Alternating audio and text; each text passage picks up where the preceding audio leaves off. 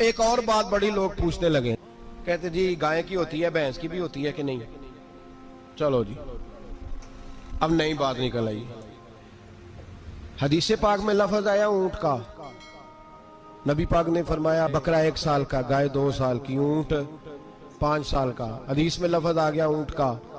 अब को बंदा कहे पहले बताएं नार का के मादा का, तो मैं किधर से आपको हदीस निकाल के दूं जिसमें नार भी और मादा अलग-अलग हो? हदीस पाक में जिक्र आ गया दुम्बे का, मेंढे का। अब बाकी जो सारे जाग रहे हैं ना, अब गौर फरमाएं, बाकी एक बकरा है, एक चतरा है, एक दुम्बा है, एक देसी बकरा है, एक पहाड़ी बकरा है, तो लहदा लफ्ज कहां से निकाल के दिए जाए? ये सारी अनवा हैं, अकसाम है, नौ है। इसी तरह भैंस भी गाय की एक किस्म है। इमाम आज़म अबू हनीफा फरमाते हैं नौ मिन्हु, ये उसकी एक किस्म है, 9 में से है, गाय की 9 में से। आप आम लफ्ज बोलते हैं तो कहते हैं बकरा चतरा गाय भैंस, आम लफ्ज है ना। तो जब गाय कह दिया तो आपको बंदा कहे गाय आया तो पहले बताएं गाय तो है, तो इसमें बैल शामिल है कि नहीं? तो गाय की जितनी किस्में है ना, हमारे मुहद्दिसीन भैंस को गाय में शामिल करते हैं। भैंस गाय की एक किस्म है। तो नबी पाक सल्लल्लाहु अलैहि वसल्लम ने जब गाय का लफ्ज इस्तेमाल किया तो भैंस उसके अंदर आ गई।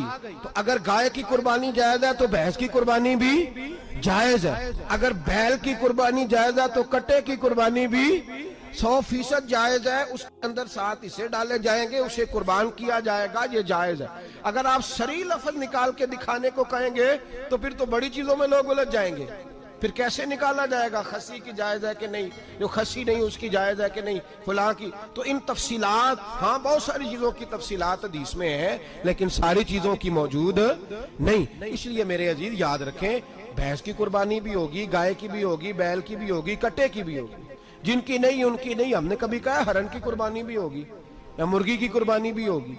तो हदीस मुबारका के अंदर जो चीजें मौजूद है उनकी जितनी इकसाम है उन सब की कुर्बानी करना हाँ जायज है। और मेरे नबी पाक सल्लल्लाहु अलैहि वसल्लम ने फरमाया जानवर खूबसूरत हो, लंगड़ा ना हो, काना ना हो, जख्मी ना हो, खूबसूरत जानवर लाओ, उसको ला के ज़िबा करो।